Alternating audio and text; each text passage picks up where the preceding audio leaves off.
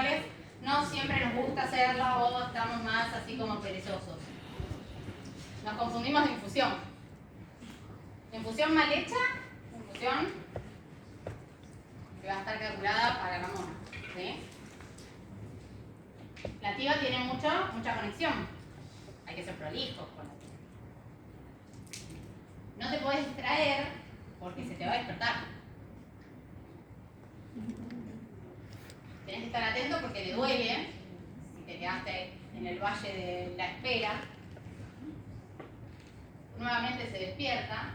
Y segundo, si estamos todo el tiempo apagando alarmas, en algún momento hay gente que apaga todas. Entonces, si no estamos atentos a qué es lo que pasa, hay problemas. ¿Cuáles eran los problemas que habíamos dicho? Desconexión. Reflujo. Desconexión. Aire. Aire que se infunde no es, qué terrible, excepto en pediatría, pero tengan en cuenta que más de 20 centímetros cúbicos, no. ¿Me explico? Entonces, una jeringa mal cargada es un montón que después llega al paciente, porque son las burbujitas de cada cosa que le voy poniendo, la burbujita que queda en la tubuladura, la burbujita de la bomba, la burbujita, todas las burbujitas llegan a una jeringa de 20. ¿Cuál es el problema? La embolia gaseosa. Pasa, por suerte no es tan frecuente, pero hay que ser cuidadoso. ¿Cómo le sacás el aire a una jeringa de 60? ¿Para arriba? Como una de 20. Sí. Espacio muerto significa llave de 3 con llave de 3 con llave de 3 con llave de 3. Eso es mucho espacio muerto. Miren acá, les molesto 2 segunditos, que esta que está acá tiene una sola conexión hacia el paciente, tiene 3 conexiones extra. 3 conexiones extra que yo puedo conectar de infusiones, pero tengo un solo cosito. ¿Entienden? Entonces simplifico. Nosotros decimos pulpito, porque es un pulpo. Ahí volvió, no sé qué copié, pero... Bien. Bueno, y ahora vamos a hablar de las formas en las que se puede hacer TIVA, porque el TIVA no solamente se hace en TCI, TIVA se puede hacer de muchas otras formas, como con chapita. ¿Es difícil? Sí, es más difícil. No sé qué hora es. ¿Qué hora es? 15, 12. Okay.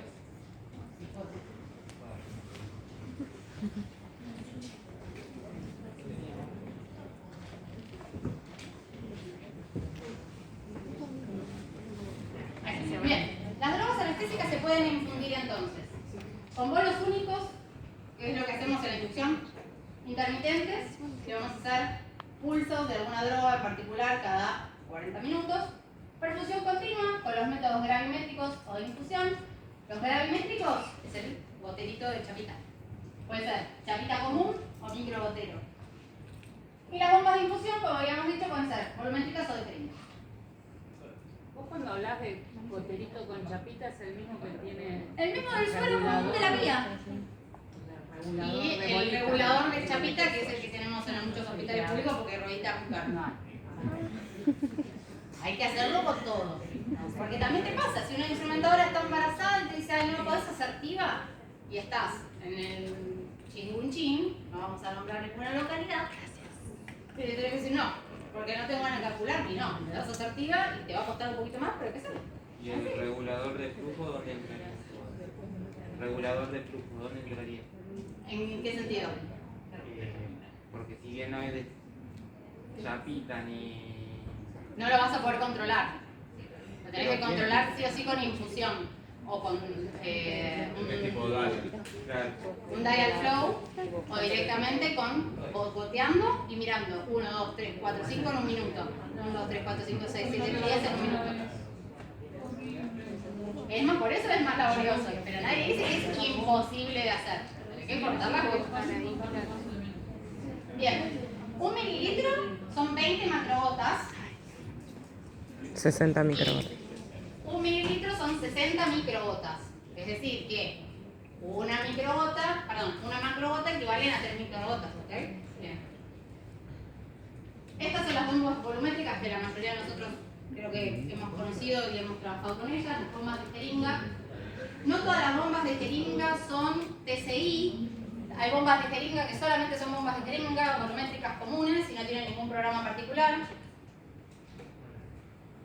Bien, bolos intermitentes. ¿Cuál es el problema de los bolos intermitentes? El bolo intermitente genera el pico y el valle. Cuando yo doy un bolo enseguida, ¿qué me pasa? Genera un pico que excede la ventana terapéutica. Entonces, por ejemplo, en una inducción con un propofolazo, ¿qué pasa? Hipotensión. Lo dormí, lo recontra dormí. Me pasé de la dormida y después tiene que volver. ¿Qué es lo que pasa después? Después de ese bolo, espero un tiempo prudencial que desconozco y voy a perder esa ventana terapéutica. Cuando caigo por debajo de la ventana terapéutica en ese valle, el paciente se despierta. O ya tengo el cebo abierto y sigue dormido. ¿Y se va controlando los picos con el bis? No se puede. Solamente Es los picos como a de tiempo. hipnosis puedes controlar con bis.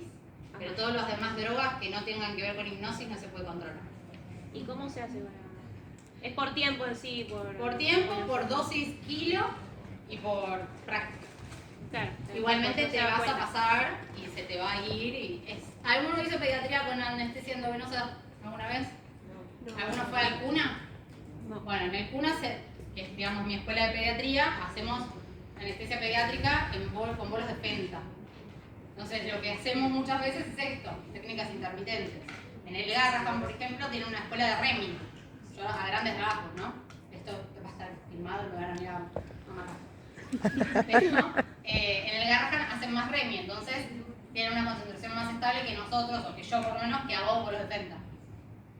¿Esto tiene antirreflujo? Sí, Entonces, sí, tiene antirreflujo. Por eso es un taponcito especial.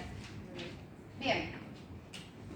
Después tenemos la infusión continua, que lo que tratamos de hacer con la infusión continua es lograr concentraciones estables dentro de una ventana terapéutica. ¿Qué es lo que solemos hacer nosotros? Como generar una infusión continua demanda más tiempo, generalmente lo asociamos a un bolo inicial.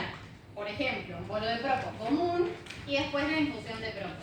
Logramos el pico rápido con esa ayuda de excederme un poquito de la ventana que me va a dar tiempo a que disminuya sobre la ventana terapéutica para que la infusión, a medida que una baje, la otra sube y en algún momento van a encontrar como esa estabilidad. ¿Sí? ¿Se entendió? Bien. Otro dato importante. Microgotas por minuto son mililitros hora. Microgotas minuto son mililitros hora. Anótenlo, ¿eh? Y si yo tengo macrogotas, para lograr mililitros hora lo tengo que multiplicar por 3. Porque una son 3 de las otras. Entonces, si yo digo, le voy a pasar REMI a 120 microgotas por minuto, lo voy a estar pasando a 120 mililitros hora. ¿Correcto? Correcto, ¿no? Bien. Ahora ustedes no tienen tan... Me parece que no les tomamos cuentas. Es más para aprender. Bueno, bombas de infusión. Volumétricas de jeringa, estas son más precisas. ¿Cómo calculamos las drogas a partir de las infusiones y los mililitros hora con velocidad de infusión? Con esta dosis que está, con esta fórmula que está acá. Peso por 60, que equivalen a los minutos por la dosis sobre la concentración del fármaco. Bien, tira manual. Y acá viene lo divertido. El esquema de Roberts es solamente para propofol de estilo manual. El que podemos hacer en cualquier lado con o sin bomba. ¿En qué se basa el esquema de Roberts? En 3 partes. Tiene un bolo inicial e infusiones decrecientes. El bolo inicial es en la inducción de propo común. Y las dosis continuas decrecientes van a ser 10, 8, 6 o 4, dependiendo del anestesiólogo, a medida que pasan 10 minutos de la cirugía. Quiere decir que voy a lograr un equilibrio en algún momento, dependiendo de las características del paciente, cercano a 3,5 picogramos por mililitro, microgramos por mililitro. ¿Sí? Eso es lo que buscamos con el esquema de Roberts en propofol manual, no TCI. Bien, entonces, tenemos la dosis bolo que me genera rápidamente llegar a la dormida del paciente, lograr la hipnosis. Después una perfusión alta para lograr rápidamente llegar a esa ventana terapéutica y después la voy bajando para acercarme a una ventana terapéutica más acorde a la parte baja y no a la parte alta. Porque si yo tengo una ventana terapéutica así, acá arriba son los efectos adversos, acá abajo se me despierta y no me sirve. ¿Qué voy a estar? ¿Más cerca de los efectos adversos o más cerca de el no me sirve? Efectos adversos. ¡Ay, qué malos! No, más cerca de abajo, siempre para abajo, no para el lado de efecto adverso. ¿Sí? Si tengo que elegir, pues para abajo. Pero ya dije, mal. Bueno, sistemas TSI. Ahora vamos a la parte computarizada de la TIVA, que es la parte divertida. Los sistemas TSI se van a dividir en pediatría con perfusor y cataria. Se tienen que acordar los nombres propios, Propofol con Schneider y Marsh. Minto para el remifentanilo y Scott para el fentanilo y el subfentanil que no usamos acá porque no tenemos.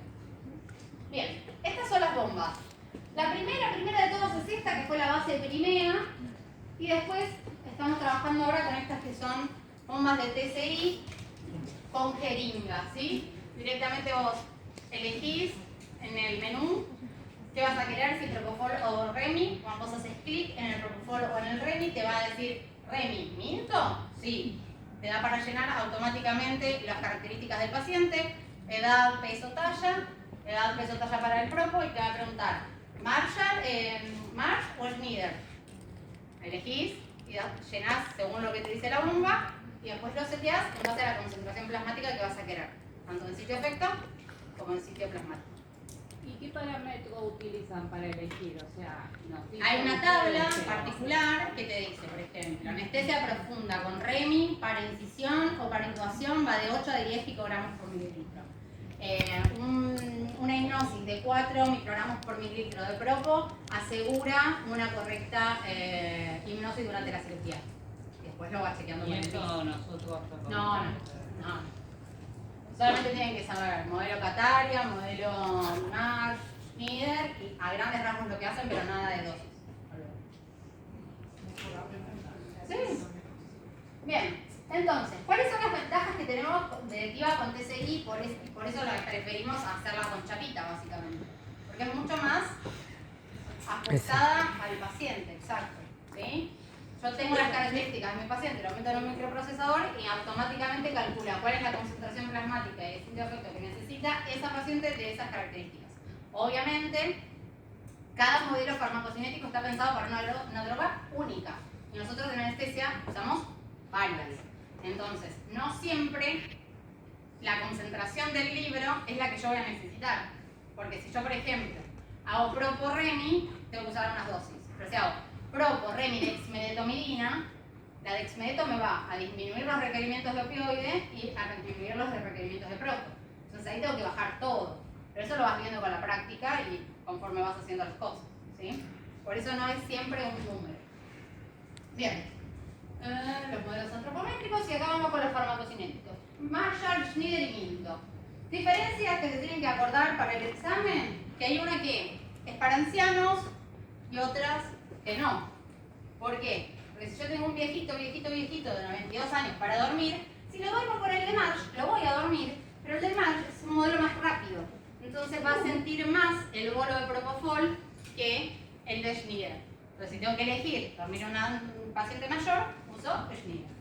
Minto y Schneider son los que van con peso magro. Peso magro significa sin grasa, ¿sí? Se calcula con una forma, la calcula el anestesiólogo y la calculamos nosotros y la metemos en el modelo farmacocinético. Por la fórmula de James, sabemos que ni Minto ni Schneider, como usan peso magro, pueden ser utilizados en pacientes obesos.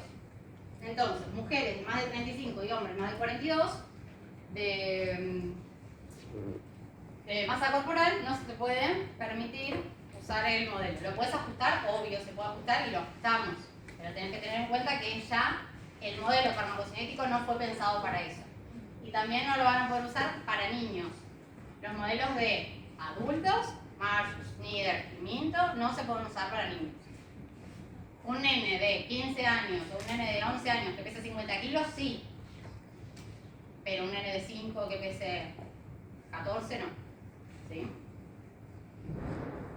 Esto es más o menos lo que hablábamos con vos hace un ratito, que es lo que vamos conociendo conforme pasan los días de anestesia total en endovenosa, ¿sí?